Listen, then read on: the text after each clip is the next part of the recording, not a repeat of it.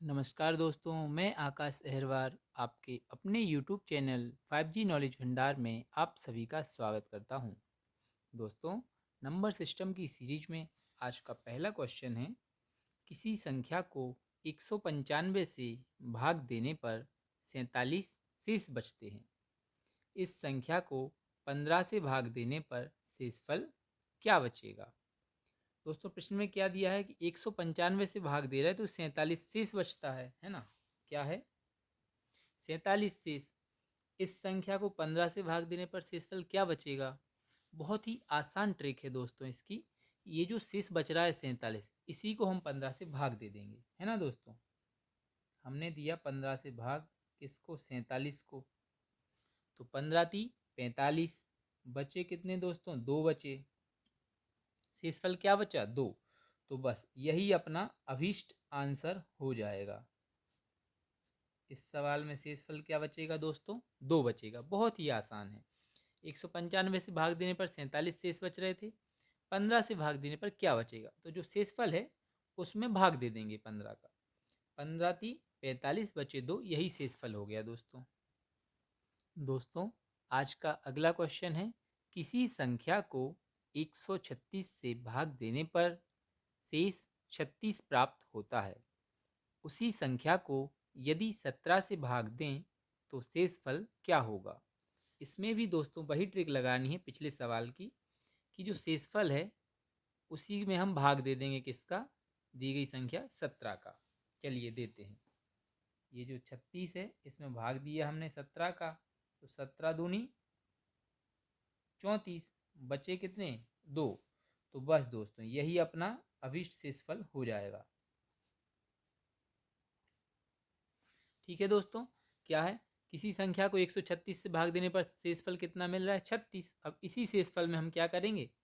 17 का भाग दे देंगे। उसी संख्या को यदि 17 से भाग दें तो संख्या में नहीं, हम इसी शेषफल में भाग दे देंगे तो अपने को अभीष्ट शेषफल मिल जाएगा दोस्तों।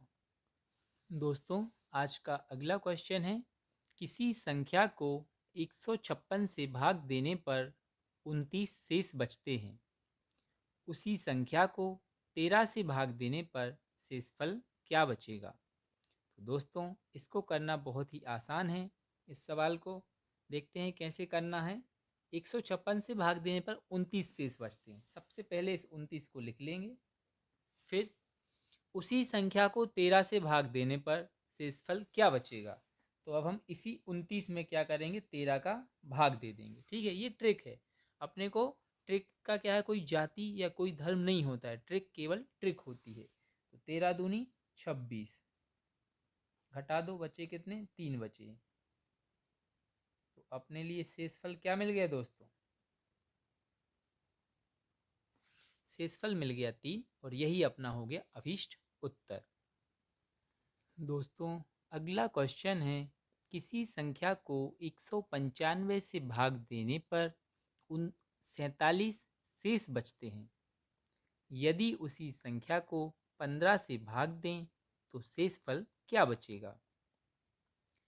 इसको करना बहुत ही आसान है, अब तक आप सीख ही गए होंगे। चलिए करते हैं इस सवाल को। 195 से भाग देने पर 47 शेष बचते हैं, तो सबसे पहले हमने 47 लिख लिए जो शेष बच रहा है। फिर यदि उसी संख्या को 15 से भाग दें तो शेषफल क्या बचेगा? क्योंकि 15 से भाग देना है तो इसी शेषफल में हम क्या करेंगे? 15 से भाग दे देंगे। 15 × 45, घटा दिए, बचे 2। तो अपने लिए जो शेषफल मिल गया, क्या मिला? 2 मिल गया। यही उत्तर हो गया। यदि उस संख्या को 15 से भाग देंगे तो हमें शेषफल कितना मिलेगा दोस्तों? 2 मिलेगा। दोस्तों, आज का अगला क्वेश्चन है, किसी संख्या को 6 से भाग देने पर शेषफल 3 प्राप्त होता है। तो दोस्तों, 6 से भाग देने पर शेषफल 3 प्राप्त होता है। उसी संख्या के वर्ग को 6 से भाग देने पर शेषफल क्या होगा? अभी तक क्या करते थे हम? शेषफल का ही उपयोग करते थे, इसमें भी करेंगे। किसी संख्या को 6 से भाग देने पर शेषफल 3 प्राप्त होता है, तो शेषफल कितना हो गया? 3 हो गया। उसी संख्या के वर्ग को, तो हम क्या करेंगे दोस्तों? इसी 3 का क्या कर देंगे? वर्ग निकाल देंगे, जो कि कितना हो गया? 9 हो गया। उसी संख्या के वर्ग को 6 से भाग करने पर शेषफल क्या होगा। अब हम 9 में भाग दे देंगे दोस्तों 6 का, 6 एकम 6, हमें शेषफल कितना मिल गया दोस्तों, 3 मिल गया। तो बस यही अपना उत्तर हो गया। शेषफल कितना मिलेगा, अभिष्ट शेषफल हो जाएगा अपना कितना दोस्तों, 3 हो जाएगा। अभिष्ट शेषफल हो जाएगा अपना दोस्तों। दोस्तों आज का अगला क्वेश्चन है, किसी संख्या में 7 जोड़कर योगफल को 5 से गुणा करके गुणनफल को 9 से भाग देते हैं। इस प्रकार प्राप्त भागफल में से 3 घटाने पर 12 शेष बचते हैं। संख्या ज्ञात कीजिए। तो दोस्तों जैसा लिखा है हम वैसा वैसा करते चलेंगे और ये उसका उत्तर हमें प्राप्त हो जाएगा। किसी संख्या में 7 जोड़कर, हमने माना संख्या है x, इसमें 7 जोड़कर योगफल को 5 से गुणा करके, तो ये हो गया योगफल, इसमें 5 का गुणा करके गुणनफल को 9 से भाग देते हैं। हमने क्या किया, ये गुणनफल हो गया, अब इसमें 9 से भाग देते हैं, तो 9 से भाग दे दिया। इस प्रकार प्राप्त भागफल में से 3 घटाने पर 12 शेष बचते हैं। मतलब अपने को क्या मिलेगा, उत्तर 12 मिलेगा ऐसा। अब हमें संख्या ज्ञात करना है। संख्या हमने क्या मान ली, x मान ली थी शुरू में ही। 9 का गुणा कर देंगे दोनों पक्षों में, तो यहाँ कितने हो जाएंगे, 5 का x में गुणा करो 5x धन 5 7 35, 9 का गुणा हो गया तो यहाँ से 9 से 9 कट गए, 5x धन 35 माइनस 9 तिया 27 बराबर 12 नम्मा 108 दोस्तों। 35 में से 27 घटाओ दोस्तों, कितने बचे, 8 बचे। 108 में से 8 घटा दो तो क्या हो जाएगा, 5x बराबर 100। 5 एकम 5, 5 बीसम 100, तो अपने लिए क्या हो जाएगा, x बराबर क्या आ जाएगा, 20 आ जाएगा दोस्तों। यही अपनी क्या रहेगी दोस्तों, संख्या रहेगी। ठीक है दोस्तों, हमारे लिए जो संख्या प्राप्त होगी वो क्या रहेगी, 20 रहेगी दोस्तों। देखिए बहुत ही आसान था, हमने संख्या में 7 जोड़े, 5 का गुणा किया, जो गुणनफल मिला उसमें 9 का भाग दे दिया, उसमें से 3 घटाने पर 12 प्राप्त होते हैं। अब यहाँ हमने क्या किया, दोनों पक्षों में 9 का गुणा कर दिया। यहाँ 9 का गुणा होगा, 9 से 9 कैंसिल हो जाएंगे। अब 5x धन 35 माइनस 3 में 9 का गुणा होगा तो 27 आ जाएंगे, 12 में 9 का गुणा होगा तो 108 आ जाएंगे। फिर 5x बराबर 35 में से 27 गए, बचे 8, 8 इस तरफ ले गए, 108 में से 8 घटाए, कितने बचे, 100 बचे। 5x बराबर 100, तो x बराबर 20 आ गया दोस्तों। दोस्तों आज का अगला क्वेश्चन है, जब एक विद्यालय के सभी छात्रों को 54 छात्रों की पंक्तियों में खड़ा किया जाता है तो 30 पंक्तियां बनती हैं। यदि इन्हें 45 छात्रों वाली पंक्तियों में खड़ा किया जाए तो ऐसी कितनी पंक्तियां बनेंगी। इस सवाल को करना, जैसा कि आपको दिख रहा है कि इबारत ज़्यादा है, मतलब सवाल आसान होगा। इबारत होती है तो सवाल आसान होता है। देखिए कैसे, 54 छात्रों की पंक्ति में खड़ा किया जाता है तो 30 पंक्तियां बनती हैं। यहाँ से निकल आएंगे कुल छात्र, है ना।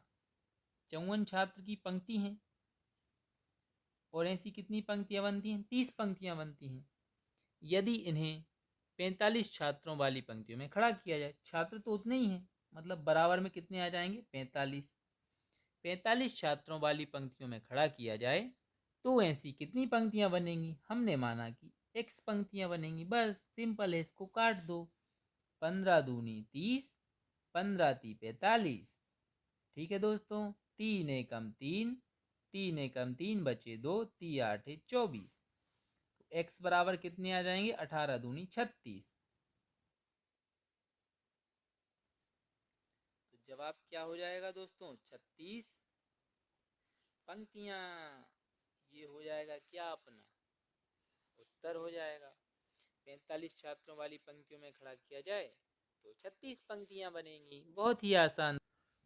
दोस्तों अगला क्वेश्चन क्या है, 5,97,523 में 7 के स्थानीय मान एवं जातीय मान में कितना अंतर है।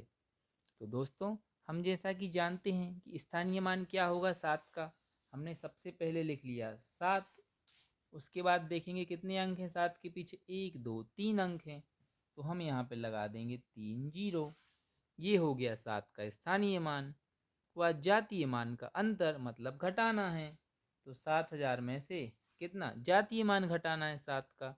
जातीय मान अपने आप में वही अंक होता है जिसका जातीय मान पूछा है, तो 7 का जातीय मान हो जाएगा दोस्तों 7। अब 7,000 में से 7 घटा दो, मतलब 6,993।